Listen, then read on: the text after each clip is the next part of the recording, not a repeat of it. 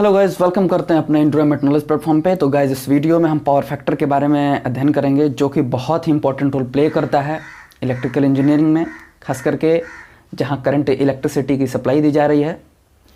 Power factor एक माध्यम है जानने का कि हम जो पावर दे रहे हैं, जो पावर हम सप्लाई कर रहे हैं, वो कितना यूज हो रहा है।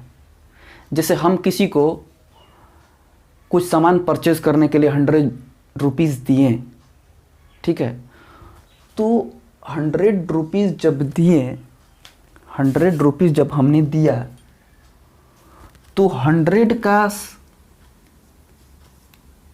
जब सप्लाई किया तो 100 कंज्यूम होना चाहिए, 100 का सदुपयोग होना चाहिए।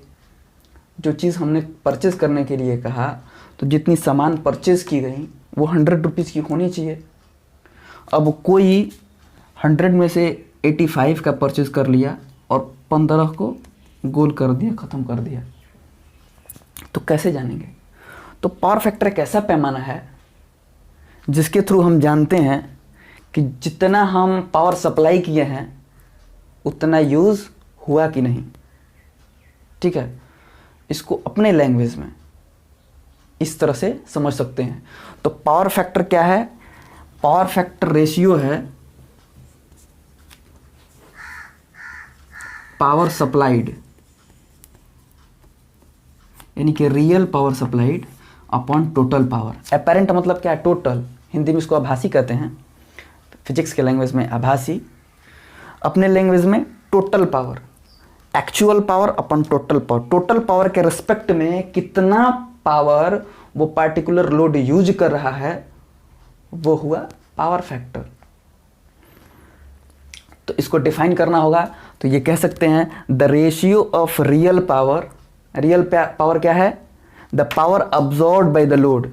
जो लोड उसको ऑब्जर्व कर रहा है वो real power. The ratio of real power and apparent power. Apparent power क्या है?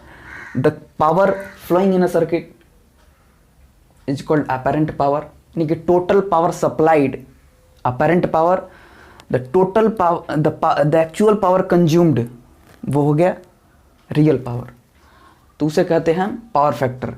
अब देखिए आगे की बात करते हैं कि पावर फैक्टर बेसिकली किस में देखा जाता है। तो अगर बात करेंगे तो ये डीसी में पावर फैक्टर नहीं होता, क्योंकि डीसी में फ्रीक्वेंसी नहीं होती। डीसी के वोल्टेज और करंट के फेज सिमेट्रिकल होते हैं, यानी कि डीसी करंट में अगर ये इसकी टाइम पीरियड होगी ट्रैवल करने की, टाइम पीरियड इसलिए दिया कि टाइम पीरियड डिफाइन करता है पावर को, the rate of doing work. जितना आगे बढ़ेगा, ठीक है, रिस्पेक्ट टू टाइम, वो उसकी पावर हो गई। तो डायरेक्ट पावर क्या होता है इसमें?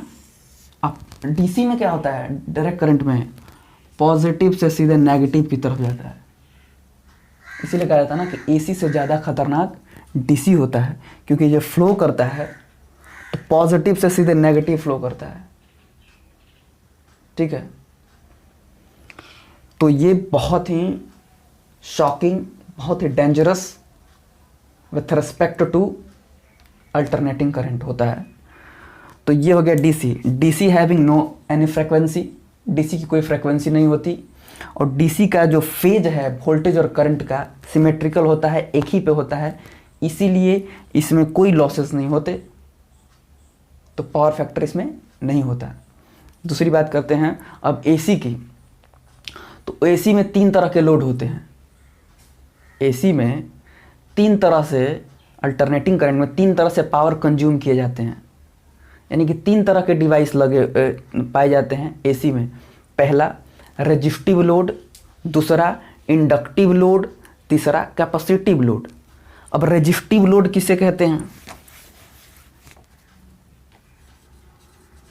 रेजिस्टिव लोड जिस लोड में रेजिस्टेंस होता है, जिस लोड में रेजिस्टिव मटेरियल होता है, उसे हम रेजिस्टिव लोड कहते हैं। जैसे electric oven, induction heater, electric iron, electric bulb. देखें इलेक्ट्रिक आयरन में जैसे नाइक्रोम वायर जो लगाया होता है, इलेक्ट्रिक बल्ब में टंगस्टन वायर लगा होता है, वो रेजिस्टिव, हाईली रेजिस्टिव मटेरियल होता है, वो करंट के सप्लाई को इतना रेजिस्ट करता है, इतना प्रतिरोध खड़ा करता है कि पूरा करंट हीट डिसिपेशन में हीट डिसिपेट होता है उसके थ्रू। जैसे इलेक्ट्रिक आयरन में हीट डिसिपेट होगा तो हम अपने कपड़े को प्रेस कर पाते हैं, वैसे ही टंगस्टन वायर एक ऐसा रेजिस्टिव मटेरियल है, एक ऐसा एलॉय है जो कि फ्लो ऑफ करंट को रोकता है, तो उसमें हीट प्लस लाइट जनरेट होता है। तो ओवरऑल मेरे कहने का अर्थ ये हुआ कि रेजिस्टिव लोड केवल एक्टिव पावर का यूज करते हैं, जो कि उस पावर को किसी अदर फॉर्म में परिवर्तित करते हैं, लाइक हीट एंड लाइट। जैसा कि हीट आयरन हीटर में देखते हैं और लाइट हीट दोनों इलेक्ट्रिक बल्ब में देखते हैं। चलिए देखते हैं कि कुछ इंपॉर्टेंट पॉइंट है जो जानना बहुत जरूरी है कि रेजिस्टिव लोड का जो वोल्टेज और करंट का वेव फॉर्म होता है वो एक फेज में होता है। रेजिस्टिव लोड का जो वोल्टेज और करंट का वेव फॉर्म होता है, यानी कि जो दोनों जिस फॉर्म में मूव करते हैं उनका वेव फॉर्म एक साथ होता है, सिमेट्रिकल होता है, एक साथ पीक पे जाते हैं, एक साथ डाउन पे आते हैं। ठीक है, तो ये उसका वेव फॉर्म मान के चलते हैं कि ये जो वेव यहाँ से स्टार्ट हुआ ये वोल्टेज का है और ये करंट का है।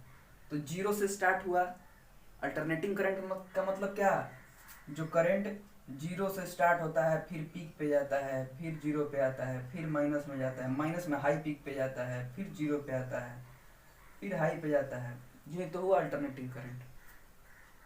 तो जैसे वोल्टेज है जीरो से स्टार्ट होता है, पीक पे जाता है, वैसे ही सेम करंट भी होता है कि साथ में ही जीरो से स्टार्ट होता है और जीरो पे आके ख़त्म होता है। जीरो से स्टार्ट पीक पे जाता है और फिर जीरो से लास्ट हो जाता है। तो इसका फेज एकदम सेम होता है, सिमेट्रिकल होता है, इसलिए इसमें फेज डिफरेंस नहीं होता। तो याद रखने के लिए रेजिस्टिव लोड का पावर फैक्टर हमेशा 1 होता है। ठीक है, तो गाइज आई होप कि आप रेजिस्टिव लोड समझ गए होंगे। तो ये इंडक्टिव लोड के बारे में जानते हैं कि इंडक्टिव लोड क्या है।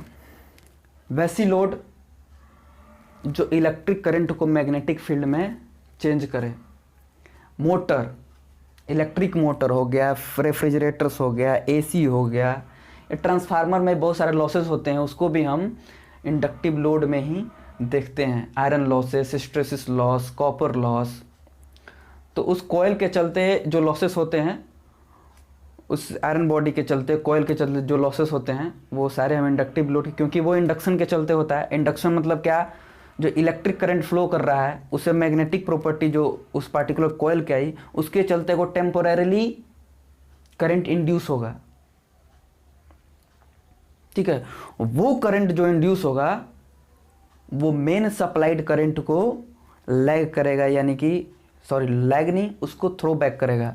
जैसे देखिए ये इलेक्ट्रिक मोटर हो गया और हमारा मेन फेज